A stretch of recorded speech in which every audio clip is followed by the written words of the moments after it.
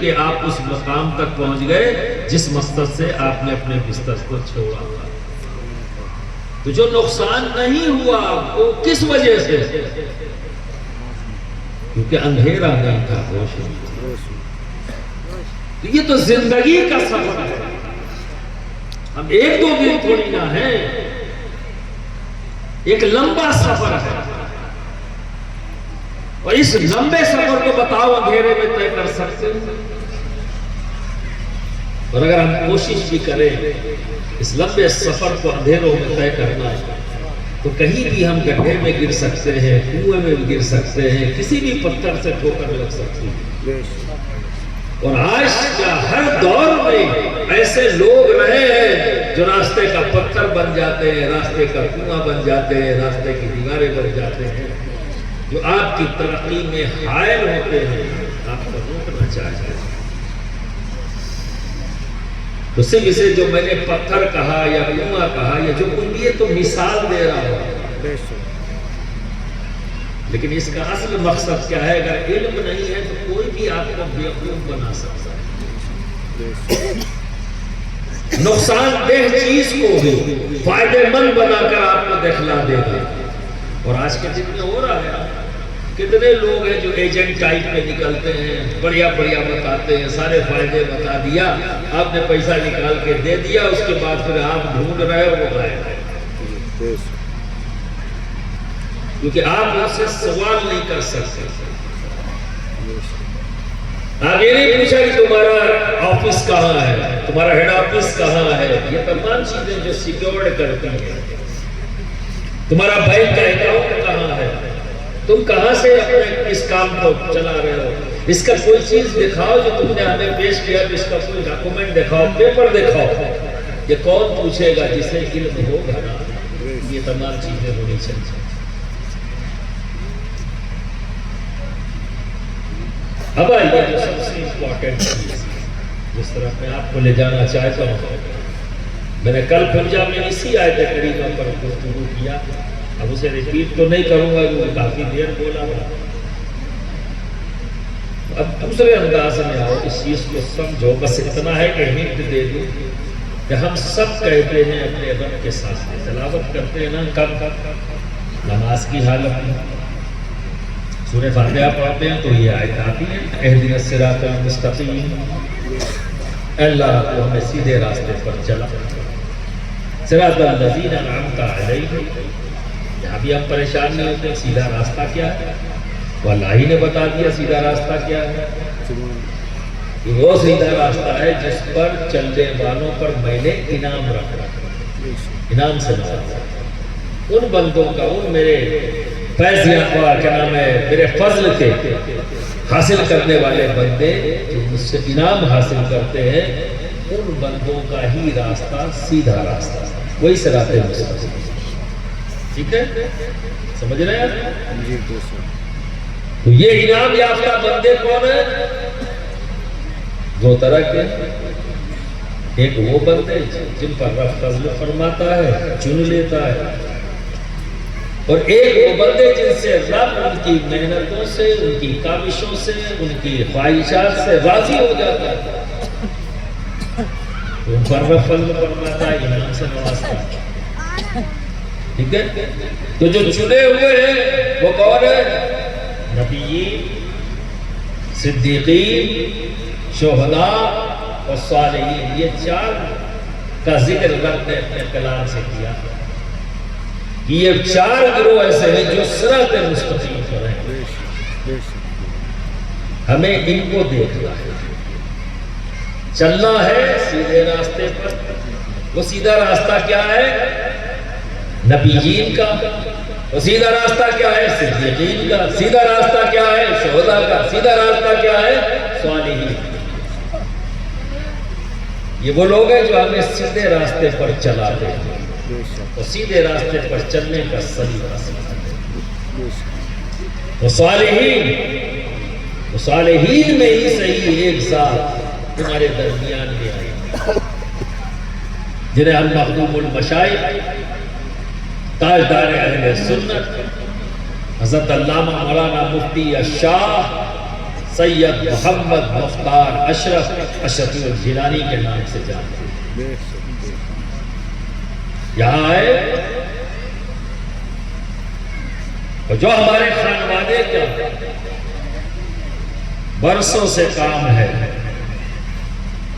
اس کام کو یہاں بھی جاری و ساری فرمایا، جو فیض ہے دعا سب کچھ عطا کیا اس علاقے کے لیے۔ جب میں پہلی بار آیا تھا تو دھول مٹی، بھائی یہاں ریگستان ہے تو ہے بھائی، ہوا چلے گی تو دھول اڑے گی۔ اب ہمارے یہاں تو میں جہاں کا ہوں یوپی کا تو وہاں تو دھول نہیں ہے اتنی مٹی کی ریت والی، اب یہاں اڑتی تو جسم پہ لگتی، جسم پہ لگی اگر مان لیجیے اس دن نہیں نہائے تو دوسرے دن دانا نکل آتا، پریشان ہوتا تھا۔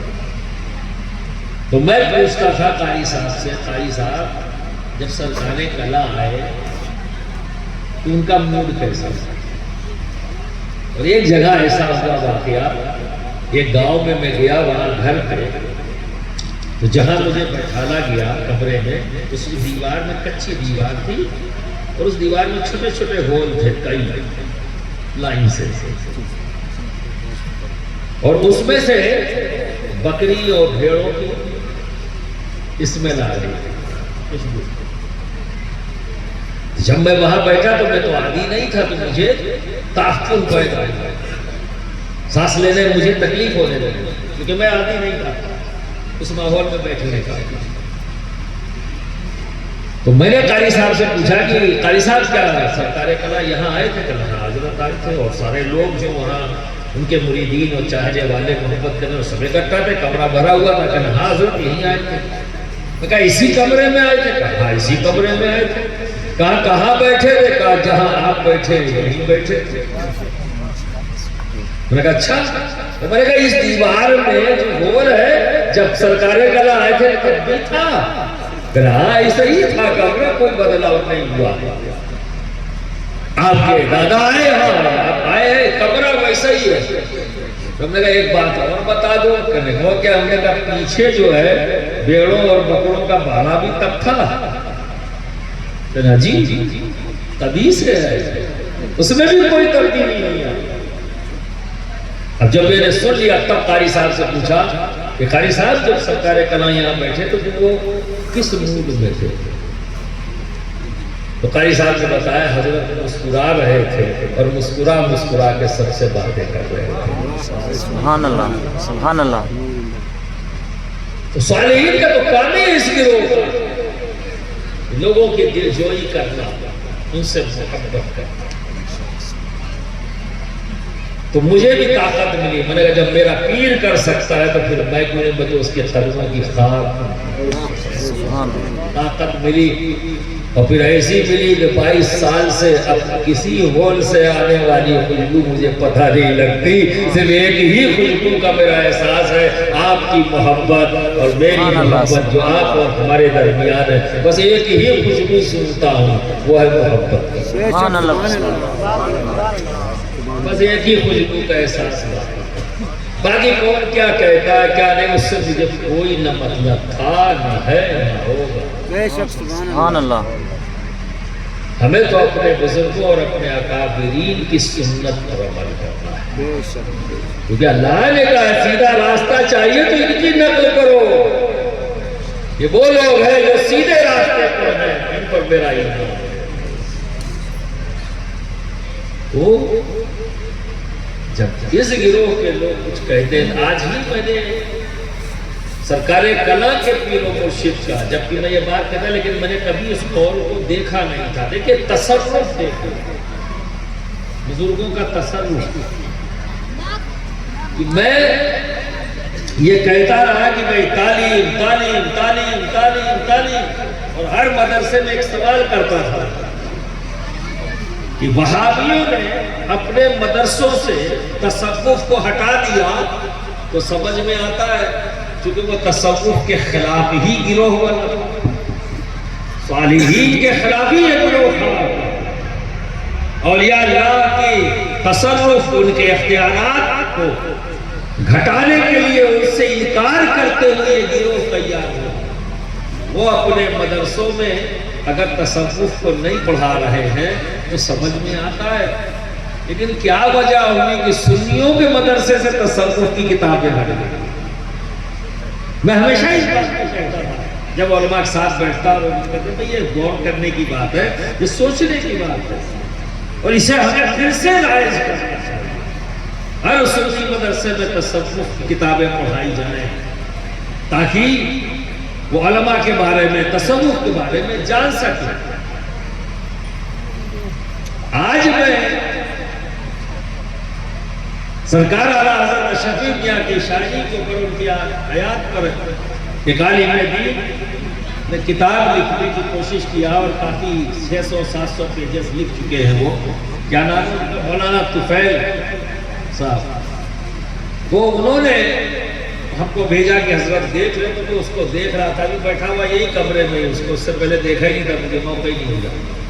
تو اس میں نے دیکھا کہ سرکار اعلیٰ حضرت شفیع میاں علیہ رحمۃ الرضوان نے آج سے 60 70 80 سال پہلے، میرا خیال ہے یا شاید اس سے زیادہ، یہی سوال اٹھایا اور یہی کہا کہ ہر مدرسے میں تصوف کی کتاب کو داخل کرنا۔ میں پڑھ کر حیرت زدہ ہو گیا کہ میں نے کبھی سرکار اعلیٰ حضرت شفیع میاں کا نہ یہ قول پڑھا نہ سنا، پھر میں نے کیسے کہہ دیا؟ پھر میں کیسے کہتا ہوں؟ نہ میں نے سنا نہ میں نے پڑھا، سمجھ میں آ گیا، یہی اسی کا نام تصوف ہے۔ وہ زمین پر ہو تب بھی تصوف کرتے ہیں، زمین میں ہو تو بھی تصوف کرتے ہیں۔ یہی وجہ ہے جب مخدوم سبنا سے پوچھا گیا کیسے یہ اشرف جہانگیر ان ولی اللہ کے بارے میں بتائیں کہ جن کا تصرف زمین پر ہے تب بھی، زمین میں ہے تب بھی، ایسے کون ولی ہے؟ تو دنیا کے 5 سے 6 ولیوں کا نام گنایا، جس میں غوث پاک کا نام سر پہلے۔ اور جب گنا لیا تو پوچھنے والے نے پوچھا کہ سلسلہ چشتیہ، تو فرمایا سلسلہ چشت اہل بیت سارے بزرگ جیسے زمین پر تصرف کرتے ہیں اسی انداز میں زمین میں، وہاں کوئی لسٹ نہیں گنا، نام لیتے چلے۔ تو برادران ملت اسلامیہ یہ مت بھولو، تم نے جس کا دامن پکڑا ہے نا، زمین پر تھا تب بھی تمہیں دیکھ رہا تھا، اور آج زمین میں ہے تو بھی تمہیں دیکھ رہا ہے۔ سبحان اللہ، سبحان اللہ۔ اور یہی وجہ ہے کہ جب آخری عمر کا حصہ آیا، مفتی صاحب سن لیں،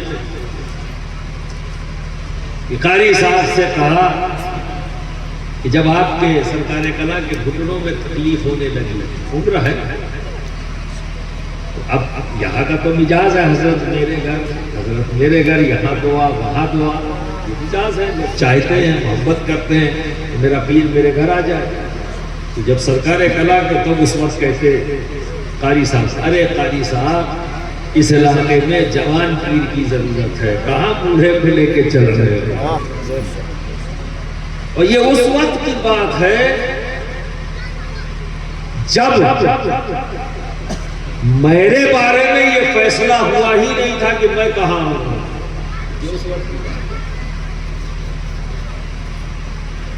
تب غالباً میں طالب علم، شاید اتنا پرانا واقعہ ہے۔ اور جب سرکار کلا کا وصال ہوا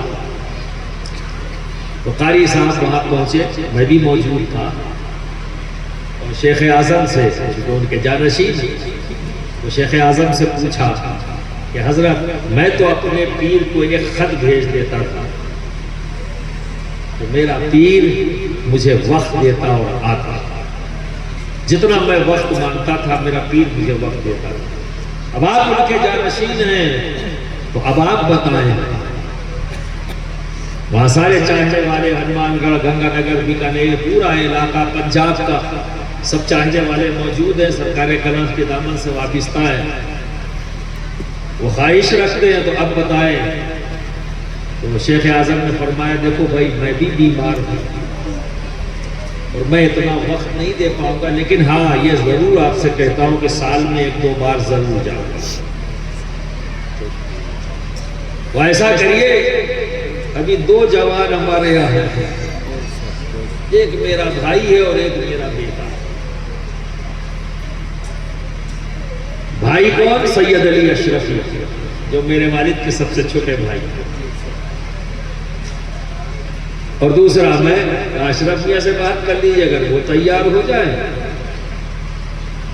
تو نیا 1 سال ہی ہوا نہ مجھے ذمہ داری ملی، حضرت کے وصال ہوا، پھر ذمہ داری ملی، اس کے بعد یہ قاری صاحب پہنچ گئے اپنا دعویٰ ٹھوکنے آپ لوگوں کی طرف سے۔ ان کا ذاتی تو نہیں تھا، آپ ہی لوگوں کی طرف سے گئے تھے نمائندہ بن کر کہ صاحب اب کون؟ تو حضرت نے 2 آپشن دیے کہ بھائی ان دونوں میں سے بات کر لیے جو تیار ہو جائے۔ تو جب میرا نام لیا تو قاری صاحب کے ذہن میں فوراً وہ بات یاد آئی کہ میرا پیر تو مجھ سے کہتا تھا بار بار ایک جوان پیر کی ضرورت ہے، تو شیخ اعظم نے بھی کہہ دیا ہے۔ اشرف میاں اس وقت میں جوان تھا، ایک دم کالی داڑھی جب میں آیا ہوں پہلی بار، اور پھر وہ کالی آپ ہی کے بیچ میں رہتے رہتے سفید ہو گئی، اور یہ سفیدی لے کر کہ ایک نہ ایک دن خبر ملے گی کہ دنیا سے رخصت ہو، لیکن اطمینان کے ساتھ جانا چاہتا ہوں، سکون کے ساتھ جانا چاہتا ہوں، اور اس اطمینان اور سکون میں تھوڑا سا حصہ آپ کا ہے، دو گے؟ بولو، حصہ لو گے؟ تھوڑا سا۔ وہ کیا ہے؟ میں مطمئن ہونا چاہتا ہوں کہ جس علاقے کو میں نے اپنی زندگی میں سب سے زیادہ وقت دیا، پوری دنیا میں گیا، وہ پوری دنیا کے وقت کو ایک طرف کر دو اور اس علاقے کا وقت ایک طرف کر دو، برابر ہو۔ سبحان اللہ۔ جاتا تو پوری دنیا میں ہوں، لیکن ان کو کسی کو 10 دن، کسی کو 15 دن، وہ بھی کئی سالوں کے بعد پوری دنیا میں جاتا ہوں۔ وہ پورے وقت کو اگر اکٹھا کر لیا جائے اور اس علاقے کے وقت کو اکٹھا کر لیا تو دونوں برابر ہیں، اس لیے اس علاقے کو وقت دیتا ہوں، یہاں ضرورت محسوس کرتا ہوں، جس چیز کی کمی ہے اس کمی کو دور کرنا چاہتا ہوں، اور وہ کمی کیا ہے؟ علم، تعلیم۔ میں چاہتا ہوں کہ میرے چاہنے والوں کے ہر گھر کی بچیاں تعلیم یافتہ ہو اور ہر گھر کے بچے تعلیم یافتہ اور روشنی میں رہیں، اندھیروں کا سامنا انہیں کرنا نہ پڑے، وہ انصاف کر سکتا۔ اور دوستو ایک بات مجھے بتاؤ، اگر کوئی مجرم ہوتا ہے تو کیسے بنتا ہے؟ مجرم کسے کہتے ہیں؟ نہیں جانتا؟ کچھ تو بول دیا کرو، تھوڑی بہت تقریر کر لیا کرو، کیا دقت ہے؟ تم تو سب جانتے ہو کہ میں موقع دیتا ہوں تقریر کرنے کا۔ اب صحیح غلط جو بھی بولو کہ میں صحیح کروں گا نا۔ بتاؤ مجرم کون ہوتا ہے؟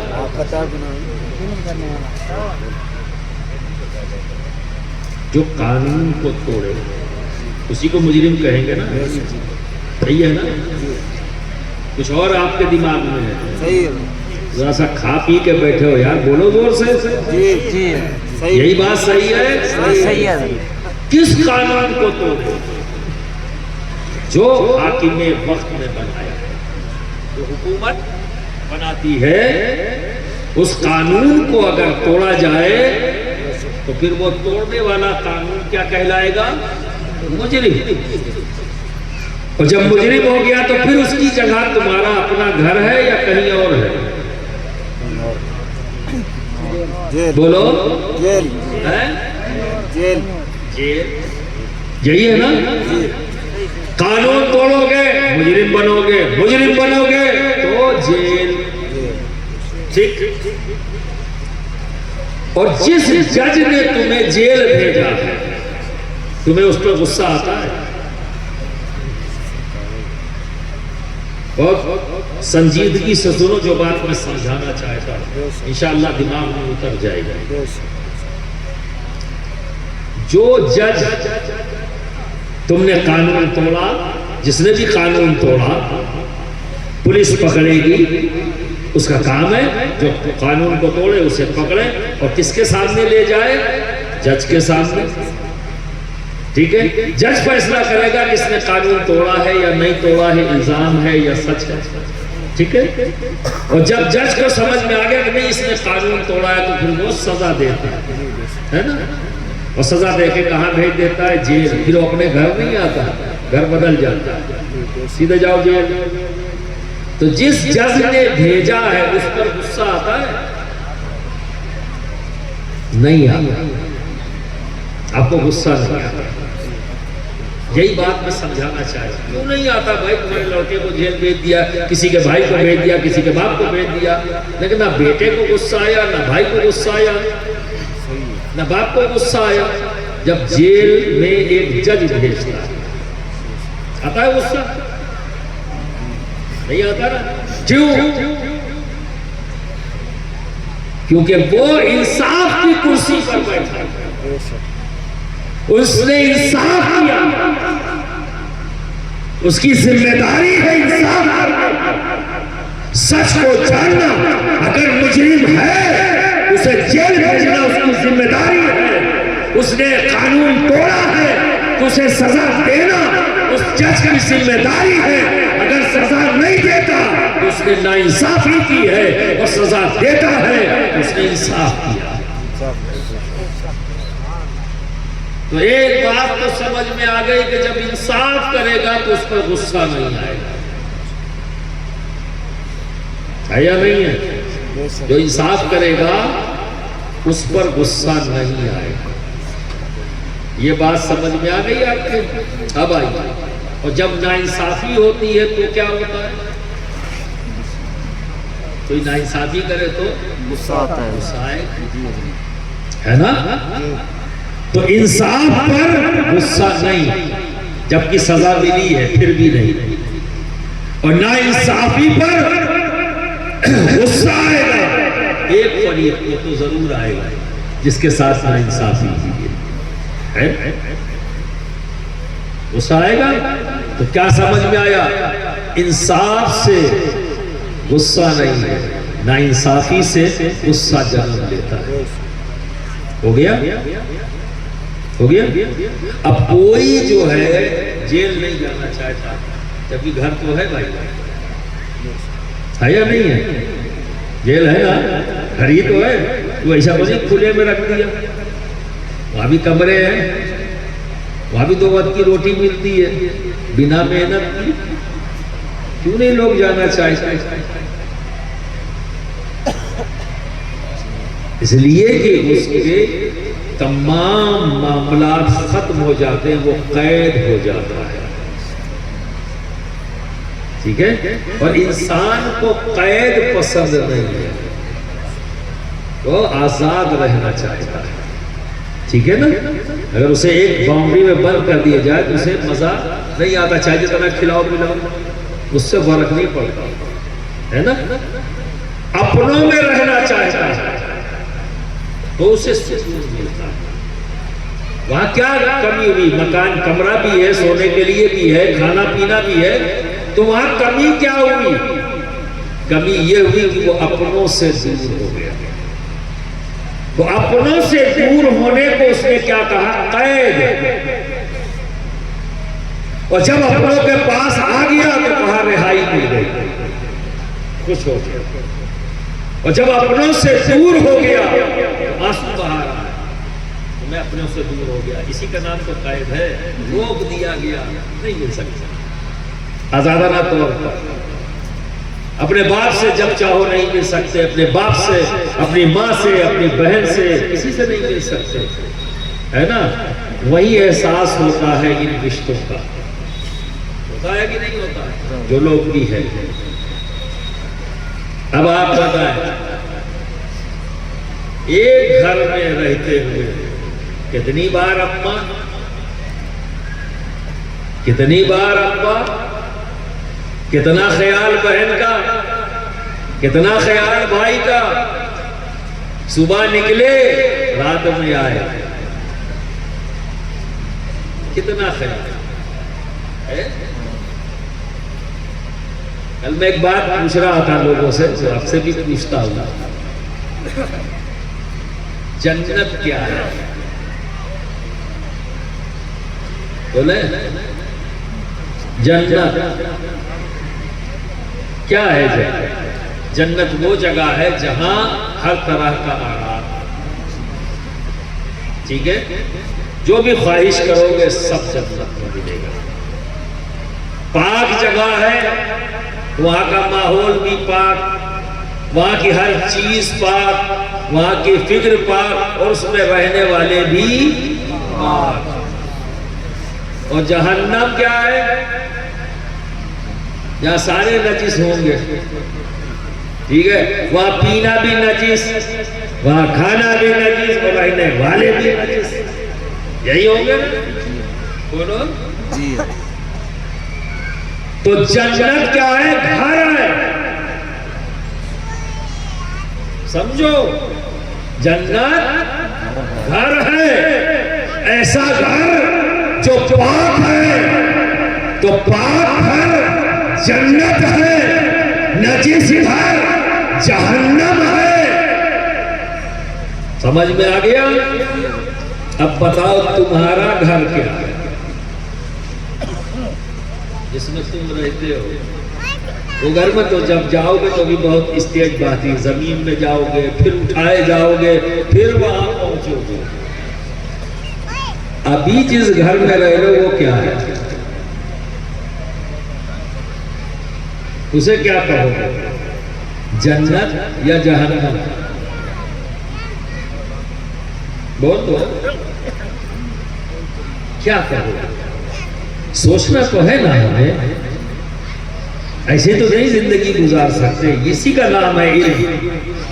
جو چیز اندھیرے میں ہے علم اسے روشن کر دیتا ہے، واضح دکھتا ہے کھلی آنکھ سے، محسوس بھی کریں گے، دیکھیں گے۔ تو میں اسی طرح آپ کو لانا چاہتا ہوں، جنت وہ گھر ہے جہاں خیال بھی پاک، رہنے والے بھی پاک، کھانا پینا پاک، ہر چیز پاک۔ اور جہنم وہ جگہ جہاں نجس ہے، ناپاک لوگ۔ اب یہ دو تعریفیں آپ کو سمجھ میں آ گئی، جنت اور جہنم۔ اب آپ فیصلہ کرو، آپ جہاں رہ رہے ہو وہ کیا ہے؟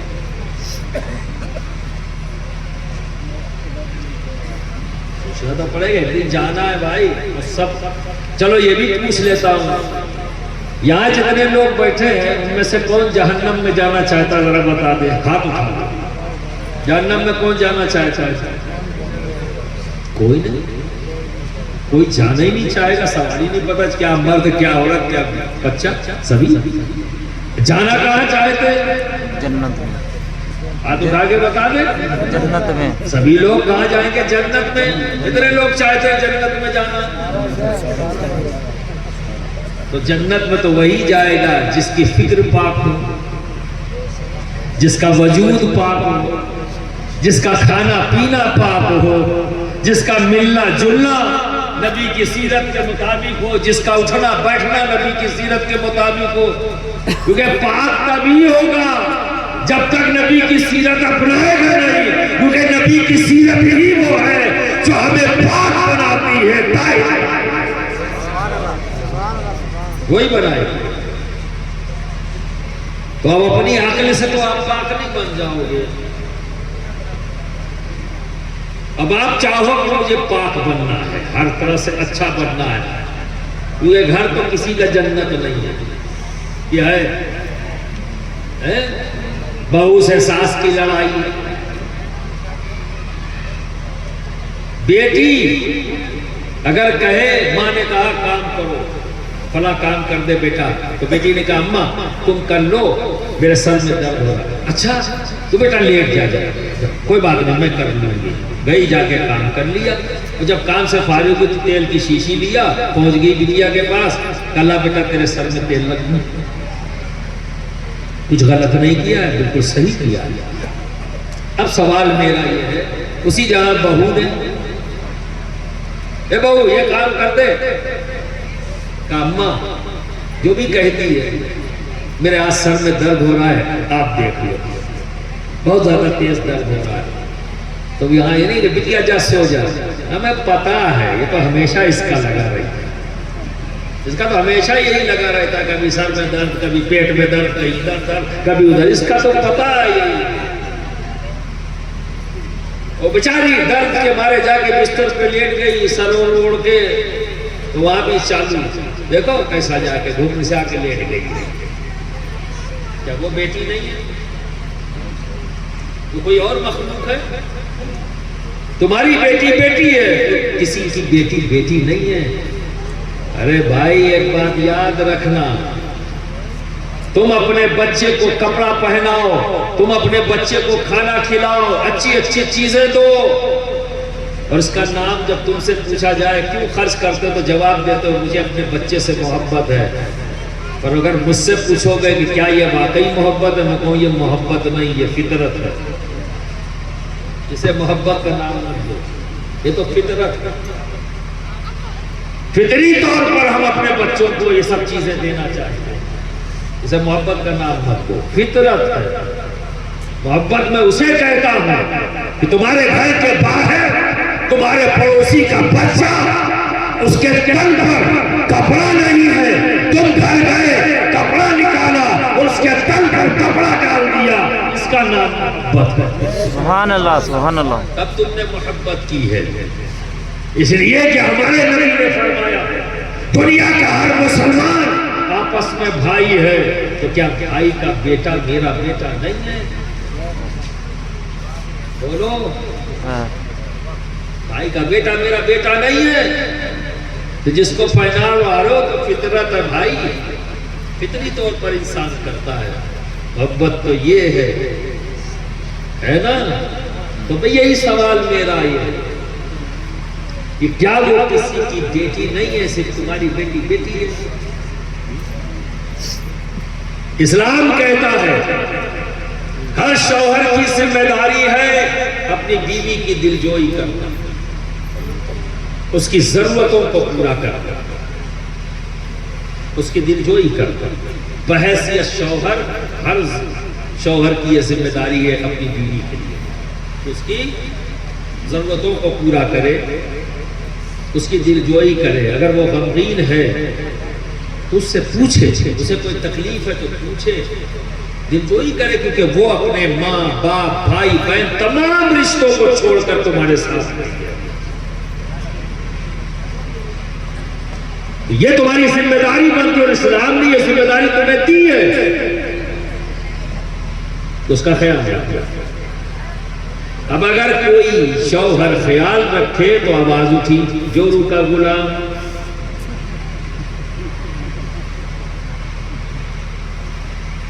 وہ اپنے نبی کا حکم پورا کر رہا ہے، اور زواج کہاں سے آیا؟ جورو کا غلام، یہ کس شریعت سے نکال کر رہا ہے؟ یہ کس قانون میں ہے؟ کیا ہندوستان کے قانون میں ہے، ہندوستان کے سنویدھان میں ہے، یا شریعت محمدی میں ہے؟ یہ کس یونیورسٹی اور کس مدرسے میں پڑھایا گیا ہے؟ شاگرد تو بننا تھا علماء کا نا، تو عالموں کو اپنا استاد بناؤ، شیطان کو تھوڑی نا۔ تو یہ کیا ہے؟ یہ شیطانی وسوسہ ہے، ایک وجہ، اور دوسری یہ کہ ہمیں پتہ ہی نہیں، ہمیں کیا پتا ہے؟ ہم شوہر ہیں بس بھائی، اب کچھ بھی کریں ہم شوہر ہیں، جو ہم لے کے آئے یہ باندھی ہے، جس سے جیسا چاہیں ہم کام لے لیں، اس میں ہماری ذمہ داری نہیں ہے، یہ نہیں ہے۔ اسی طرح سے بیوی کو بھی ذمہ داری دی ہے اسلام۔ کیا ذمہ داری ہے؟ اسے اپنے شوہر کے لیے راحت بننا ہے، باعث سکون بننا ہے، چونکہ ہر عورت کی جو تخلیق ہوئی ہے اس کے پیچھے وجہ ہی یہی ہے۔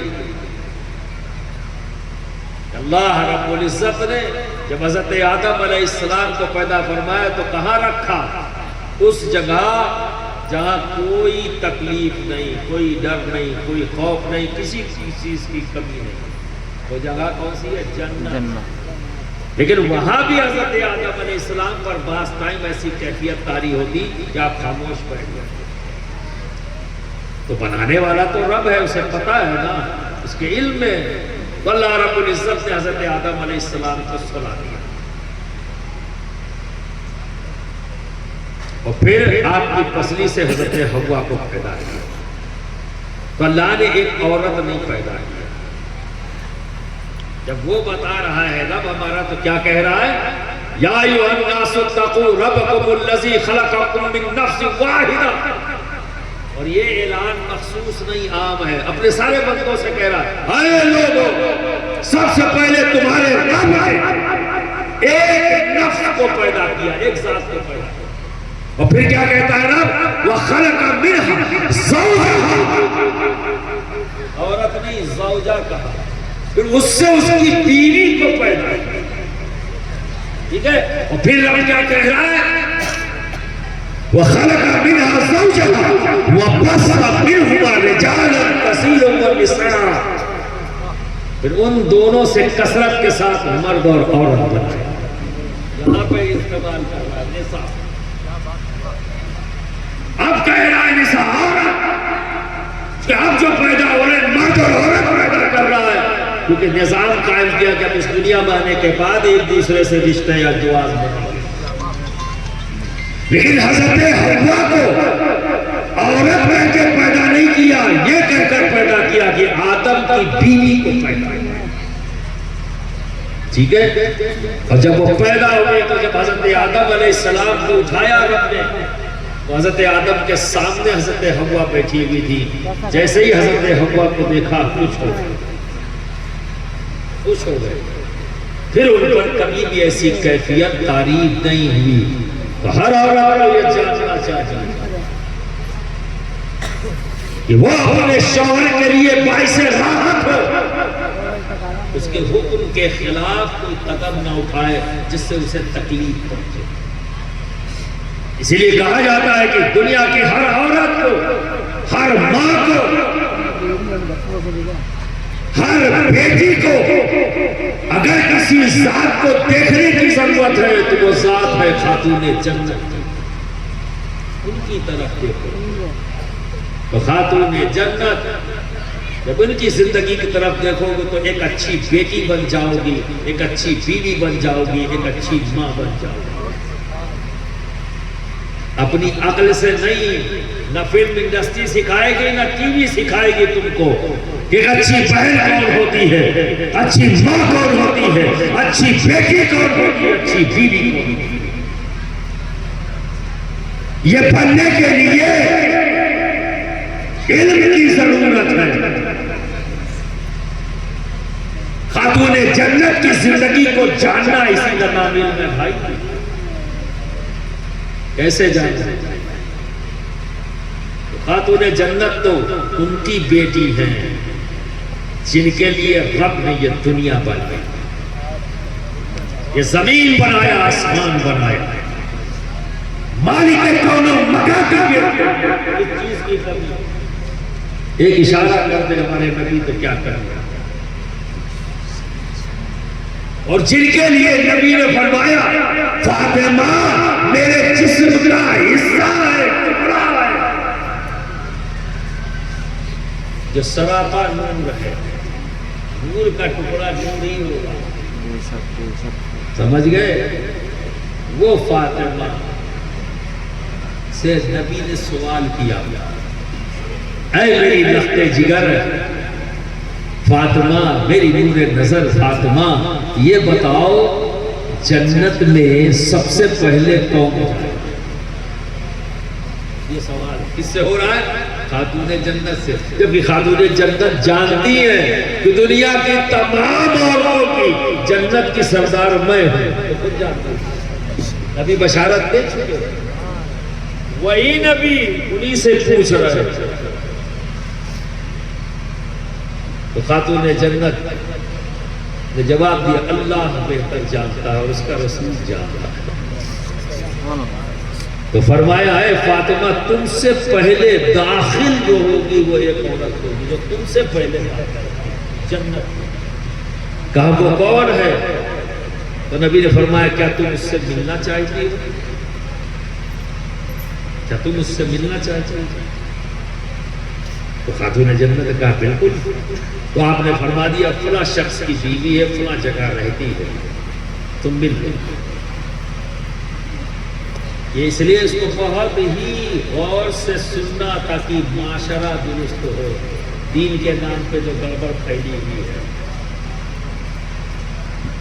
تصوف کے نام پہ جو گڑبڑ پھیلی ہوئی ہے، سب چیزوں کو سمجھو، غور سے سنو۔ یہی دین ہے کہ خاتون جنت اپنے عمل سے، اور خاتون جنت کو جہاں نبی بھیج رہے ہیں اس نے اپنے عمل سے دین محمدی کو پیش کیا۔ خاتون جنت گئی اس عورت کے گھر، تو حضرت امام حسن کو ساتھ لے کے دروازہ کھٹکھٹایا، اندر سے آواز آئی کون؟ کہا میں بنت رسول فاطمہ اور میرے بیٹے حسن۔ اس خاتون نے کہا آپ آ سکتی ہیں میرے گھر، لیکن حسن نہیں۔ ارے پہلے دن جب گئی تو آپ نے فرمایا فاطمہ، اس نے کہا کہ کس لیے آئی ہیں؟ کہا ملنا چاہتے ہیں۔ کہنا مجھے معاف کریں اے نور نظر نبی، اے خاتون جنت مجھے معاف کریں، میں آپ کو اپنے گھر میں نہیں لے سکتی کیونکہ میں نے اپنے شوہر سے آپ کے لیے اجازت نہیں مانگی۔ خاتون جنت وہیں سے واپس آ گئی، انہیں غصہ نہیں آیا، دماغ خراب ہے، کیا سمجھتی ہے اپنے آپ کو، میں نبی کی بیٹی، انہیں پتا ہے کہ میرے بابا کے دین کا معاملہ ہے۔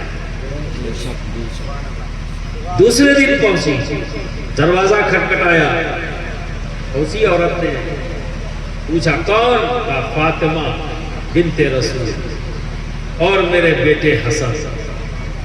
وہ عورت کہتی ہے اے خاتون جنت مجھے معاف کریں، آپ آ سکتی ہیں پر حسن نہیں، کیونکہ میں نے آپ کے لیے اپنے شوہر سے اجازت مانگی لیکن حسن کے لیے نہیں، مجھے معاف کر دیں، میں آپ کو اندر نہیں لے سکتی، آپ آنا چاہے تو آ جائیں۔ خاتون جنت وہیں سے واپس ہو گئی۔ اب پھر پہنچی اگلے دن، پھر دروازہ کھٹکھٹایا اور کہا کون؟ کہا فاطمہ بنت رسول، میرے بیٹے حسن اور میرے بیٹے حسین۔ تو پھر اس عورت نے کہا مجھے معاف کریں، آپ آ سکتی ہیں، آپ کے بیٹے حسن آ سکتے ہیں اور حسین نہیں، کیونکہ میں نے ان کے لیے اجازت نہیں مانگی۔ آپ واپس چلی گئی۔ اور ادھر کیفیت کیا ہوتی؟ جب شام کو شوہر گھر آتا، جب پہلے دن آیا تو شوہر نے پوچھا آج کوئی خاص بات؟ کہنا آج تو بہت خاص بات ہوئی، آج تو ہمارے ہاتھ کھل گئے۔ کیا ہوا؟ آج ہمارے دروازے پر خاتون جنت آئی تھی۔ تو شوہر خوش ہو گیا، کہا بتاؤ بنت رسول آئی تو نے کہاں بیٹھانا، کیا کھلایا، کیسے ان کی خدمت کی، کیا کیا ضیافتیں کی؟ اس نے کہا میں نے انہیں اپنے گھر میں نہیں لیا، باہر ہی سے واپس ہے۔ کہا کیوں؟ کہا تمہارے سے اجازت نہیں دی۔ تو فوراً شوہر نے کہا کل جب آئے تو فوراً گھر پر دروازہ کھول دینا، گھر میں بیٹھانا، خوب خدمت کرنا، یہاں تک کہ جب تک وہ خوش نہ ہو جائے انہیں جانے مت دینا۔ اب جب دوسرے دن پہنچی تو پھر وہی ہے، حسن امام حسن ساتھ میں منع کر دیا، اس نے واپس چلے گئی۔ جب شوہر آیا اس نے پوچھا کیا ہوا، کہاں بیٹھانا تھا، کیا کھلایا تھا؟ وہ خوش ہو کے گئی یا نہیں گئی؟ کہا نہیں، وہ تو دروازے ہی سے واپس انہیں جانا پڑا۔ کیوں؟ کیونکہ آج وہ حسن کو ساتھ لے آئی تھی، تو میں نے ان سے کہا آپ آ سکتی ہیں، وہ نہیں، تو وہ واپس چلی گئی۔ کہا رہے کیا غضب کیا تم نے، جب کل آئے تو فوراً دروازہ کھول دینا، میری طرف سے تجھے اجازت ہے اور خوب خدمت کرنا، جب تیسرے دن شوہر گھر واپس آیا پھر یہی سوال اس کا، کیا کھلایا، کہاں بیٹھانا، کیسے کیسے خدمت کی، کیا وہ خوش ہو کے گئی، دعائیں دیتی ہوئی گئی؟ کہا نہیں، میں نے تم نے گھر میں نہیں دیا۔ کہا کیوں؟ پھر آج اپنے بیٹے حسین کو بھی لے کے آئی تھی، میں نے تم کے لیے اجازت نہیں دی۔ تو شوہر کہتا ہے سنو، کل خاتون جنت کے ساتھ پوری دنیا آ جائے تو بھی دروازہ سبحان اللہ، کی خدمت کرنا، ضیافت کرنا، میری طرف سے تجھے اجازت ہے۔ تو جب چوتھے دن پہنچی، جیسے ہی کھٹکھٹایا، کہا پوچھا اس نے کون؟ کہا بنت رسول۔ فوراً اس نے دروازہ کھول دیا۔ تو خاتون جنت پوچھتی ہیں آج نہیں پوچھا؟ کہا آج سب کے لیے جانا۔ سرکار دو عالم صلی اللہ علیہ وسلم جب اس عورت سے مل لیے، کہ جب سرکار کی بارگاہ میں حاضر ہوئی، بتایا مل لی تو کیا دیکھا؟ تو یہ واقعہ بتایا کہ وہ ایسی وفادار عصبت والی عورت ہے جو اپنے شوہر کے حکم کے خلاف ایک قدم بھی نہیں اٹھاتی، یہ میں نے دیکھا۔ کہا بس اس کا صلہ رب تبارک و تعالیٰ اس عورت کو، اس شخص کی بیوی کو یہ دے گا کہ جس اونٹ پر تم سوار ہو کر جنت کی طرف تمہاری سواری جائے گی، تو اس اونٹ کی مہار و رسی وہ عورت پکڑے ہوگی، تو لا محالہ جس کے ہاتھ میں مہار ہوگی وہ دروازے سے پہلے داخل ہوگا، اور جو اونٹ پر بیٹھا ہے وہ بعد میں داخل ہوگا۔ سبحان اللہ، سبحان اللہ۔ رب تبارک و تعالیٰ نے نبی کے حکم پر عمل کرنے کے دیا اس عورت۔ اب آئیے یہ عورت کو طریقہ، جبکہ جب نہیں معلوم ہوگا، اس لیے کہا خاتون جنت کو اپنا آئیڈیل بنانا ہے، کسی ہیروئن کو نہیں، کسی ماڈل کو نہیں، اور یہ ٹی وی کے پروگرام کو نہیں۔ دین کو چھوڑ کر آج ہم نے کیا کیا اپنا لیا۔ اب آئیے بحیثیت شوہر اپنے آپ کو دیکھیے، آپ کو کیا کرنا ہے؟ دل جوئی کرنا ہے، ضرورتوں کو پورا کرنا ہے۔ جس کو جورو کا غلام کا نام دے دیا جاتا ہے، یہ اسلام نہیں ہے۔ حکم پورا کر رہا ہے بندہ، بھائی امتی ایسا نہیں کرتا۔ ایک بار حضرت عائشہ صدیقہ اور سرکار دو عالم صلی اللہ علیہ وسلم دونوں لوگ ساتھ میں گھر میں ہیں، نبی بھی ہیں، شوہر بھی ہیں۔ باہر ایک شور اٹھا، حضرت عائشہ صدیقہ تھوڑا بے چین ہوئی۔ نبی سمجھ گئے کہ عائشہ اس جلوس کو دیکھنا چاہتی ہے جو باہر گزر رہا ہے۔ سرکار نے فرمایا یہ قوم اپنی عید منا رہی ہے، اور اپنے جو گیت گاتے ہوئے اپنی بہادری کے اپنے تمام قصے، اس زمانے میں یہی رواج تھا، اور پھر اپنے جو ہتھیار جو ان کے فن تھے ان فن کا مظاہرہ کرتے ہوئے جا رہے تھے۔ حضرت عائشہ صدیقہ دیکھنا چاہتی ہیں۔ نبی سمجھ گئے، نبی دروازے تک گئے، دروازہ کھولا، پردہ جو پڑا ہے اس پردے کو تھوڑا ہٹایا، پھر حضرت عائشہ صدیقہ سے فرمایا آؤ میرے پیچھے کھڑی ہو جاؤ اور دیکھو۔ حضرت عائشہ صدیقہ پیچھے کھڑی ہو گئی نبی کے، اور وہ جلوس دیکھتی رہی۔ جب تھوڑا وقت گزرا تو پھر نبی فرماتے ہیں عائشہ تھک گئی ہو، اگر تھک گئی ہو تو میرے کندھے پر اپنا گال رکھ کر دیکھو۔ نبی ہٹ نہیں رہے، نبی کھڑے ہیں، دل جوئی کر رہے ہیں، کس کی؟ اپنی بیوی کی، اور اپنے تمام امتیوں کو بتا رہے ہیں کہ بیوی کی دل جوئی کس حد تک۔ جب تک حضرت عائشہ صدیقہ نہ ہٹی تب تک تکلیف کھڑی رہی۔ آپ کیا ہے بھائی؟ کون سے ترم خان ہے جو بڑا غصہ آ جاتا ہے اور کیا کیا نہیں کہہ دیتے؟ تو کیا کرنا ہے؟ الجھن کہاں ہوتی ہے؟ جب ناانصافی ہوتی ہے۔ اب جو پیچھے میں نے بات کہی اب پھر اس طرح آپ کو لاتا ہوں۔ الجھن کہاں ہے؟ جہاں ناانصافی ہو، اور سکون کہاں ہے؟ جہاں انصاف ہو۔ ٹھیک ہے؟ تو آؤ آج عہد کر کے اٹھو، آج سے ہم اپنے گھروں میں انصاف قائم کریں گے، انشاءاللہ انصاف کریں گے، یہیں سے شروع کرو۔ وہ جنت اس دنیا میں رہنے کے بعد پھر قبر میں جاؤ گے، پھر اس کے بعد ملے گی، حشر میں اٹھو گے، اس کے بعد کی بات ہے۔ ابھی تو جو ہے تمہارے ہاتھ میں اسی کو جنت بناؤ نا، اسے کہے جہنم بنائے۔ یہ بھی تو گھر ہے جس میں تم رہ رہے ہو، اسے جنت کب بناؤ گے؟ نبی نے جو طریقہ بتایا ہے اسی طریقے سے اس گھر کو جنت بناؤ جس میں تم رہ رہے ہو۔ اور کیسے بنے گا؟ انصاف سے۔ اب انصاف کوئی ان پڑھ کر سکتا ہے؟ جو پڑھا لکھا نہ ہو کیا وہ انصاف کر سکتا ہے صحیح طریقے سے؟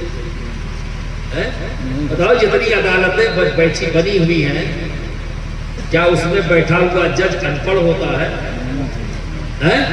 20 سال 22 سال کوئی 23 سال پڑھ کے آ کے بیٹھتے ہیں نا، علم کا نور ان کے پاس ہوتا ہے، ہم جسٹس کرتے ہیں نا، انصاف کرتے ہیں۔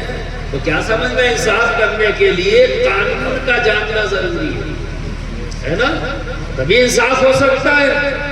تو اللہ رب العزت اور اس کے حبیب نے جتنے رشتے بنائے، ان رشتوں کے آپس میں ایک دوسرے کے لیے حق ہیں۔ ماں کا حق، باپ کا حق، بھائی کا حق، بہن کا حق، بیوی کا حق، یہ تمام حقوق ہیں۔ دوست کا حق، پڑوسی کا حق، یہ تمام حقوق نبی نے ہمیں بتا دیے۔ اب اگر آپ جانتے نہیں ہیں تو پورا کیسے کرو گے؟ ہے نا؟ اور انصاف نہیں کرو گے تو گھر میں سکون نہیں آئے گا۔ ناممکن، ناممکن۔ انصاف سے ہی گھر میں سکون آئے گا۔ اور انصاف کرنے کے لیے علم کی ضرورت۔ وہ علم کیا ہے؟ شریعت محمدی کو جاننا، شریعت، اور اسی کے مطابق اپنے گھر میں انصاف قائم کرو، کیونکہ شریعت نے سب کے حقوق بتا دیے اور اس کی ادائیگی کیسے ہوگی وہ بھی بتا دیا۔ تو اس کے مطابق جب انصاف کرے گا تو کسی کو برا نہیں لگے گا، کسی کو برا نہیں لگے گا۔ انصاف کرنے والے کے سامنے جب کھڑے ہوں گے لوگ، وہ گھر کا بڑا جب انصاف کرے گا تو سب مان لیں گے نہیں بالکل صحیح بات کہہ رہے ہیں، یہ انصاف کی بات ہے، ہمیں ماننا پڑے گا۔ ناانصافی کے خلاف بغاوت ہوتی ہے، انصاف کے خلاف۔ کتنا اچھا سودا ہوتا ہے یہ شادی، ایک باپ جس کا بیٹا ہے، بیٹا دیتا ہے اور بیٹی پاتا ہے، اور بیٹی والا بیٹی دے کر بیٹا پاتا ہے۔ لیکن ہم تسلیم نہیں کرتے کیونکہ ہمیں خرافات کرتے ہیں، اور اس خرافات کا اثر تمہارے اوپر ہے، تمہارے گھر میں ہے، کہیں باہر نہیں ہے بھائی، تمہارے گھر کا ماحول بگڑا ہوا ہے۔ برادران ملت اسلامیہ، جب تک ہم علم نہیں حاصل کریں گے انصاف نہیں کر سکتے، اور انصاف نہیں ہوگا تو سکون نہیں ہوگا، سکون نہیں ہوگا تو ترقی نہیں ہوگی، ترقی نہیں ہوگی۔ آج بہت سے بچے جن سے میں نے ذاتی طور پر باتیں کی جو نشے کا شکار ہوئے، وہ قصوروار وہ بچے نہیں جو نشے کا شکار ہوئے، قصوروار ان کے والدین ہیں جنہوں نے اس پر نگاہ نہیں رکھی۔ یہ قصور کس کا ہے؟ والدین ہے۔ یہ محبت نہیں ہے، یہ دشمنی ہے اپنے بچے سے۔ اگر بچہ ان پڑھ ہے تو یہ محبت نہیں ہے، یہ دشمنی ہے۔ اگر ہاتھ پکڑ کر بچی کا مدرسے میں لا کے چھوڑ جاؤ، یہ دوستی ہے اور یہ محبت ہے۔ اور وہ کہے ہم نہیں جائیں گے، ہاں بچہ کوئی بات نہیں، یہ دشمنی ہے اس بچے سے۔ اور صرف ایک بچی سے دشمنی نہیں ہے، ایک نسل سے دشمنی کیا ہے۔ ان ماں باپ نے جنہوں نے محبت کا نام دیا، وہ محبت نہیں دشمنی ہے۔ اگر ایک بچی ان پر رہ جائے، شریعت محمدی سے واقفیت نہ رکھے، تو صرف ایک بچی نہیں، اس سے جاری ہونے والی ایک نسل رہ جائے گی۔ کیونکہ ہر بچی ایک دن ماں بنتی ہے، اور ماں کی گود ہر بچے کا پہلا اسکول ہوتی ہے۔ وہ شریعت سے واقف ہوگی تو بچپن سے کہے گی، جب وہ بچے کو اپنے کھلائے گی تو کہے گی اللہ ایک، بولو بیٹا اللہ ایک، وہ سکھائے گی لا الہ الا اللہ محمد رسول اللہ۔ اور جب ایسی بچی کے سامنے اس کا پیر آئے گا تو اپنے بچے کو لے کر آئے گی، اور معلوم کیا کہے گی؟ حضرت میرا بچہ پہلا کلمہ بھی یاد کر چکا، دوسرا کلمہ بھی یاد کر چکا، تیسرا کلمہ بھی یاد کر چکا، حضرت میرا بچہ چاروں کل یاد کر چکا ہے، سورہ فاتحہ یاد کر چکا۔ وہ اس پر خوش ہوگی، یہ بتائے گی مسکرا کر، خوش ہو کر۔